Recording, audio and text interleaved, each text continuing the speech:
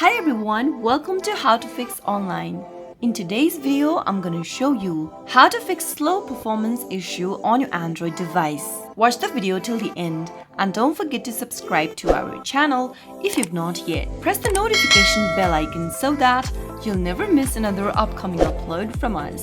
If your Android device is running slow, there are some fixes that you could try out to solve your issue. The first thing to do is to simply delete your cache data from your mobile device. Go ahead and open up your Google Chrome from your mobile device, and then once you open up your Chrome app, tap the three dots at the top right hand corner. From the drop down menu, tap on History, tap on Clear Browsing Data option at the top left, and make sure to select Cached Image and Files option from the page. Tap on Clear Data at the bottom right and tap on Clear in the pop-up. Soon after you do that, you might be able to solve your issue. Also, you can try clearing cache from a third-party application. Open up Settings menu on your device, and from your Settings menu, tap on Device Care. Select Storage from the options, and now free up some of this storage by deleting unused application. Select a document, image, video or audio file, anything you would want. Select the items you don't want to use anymore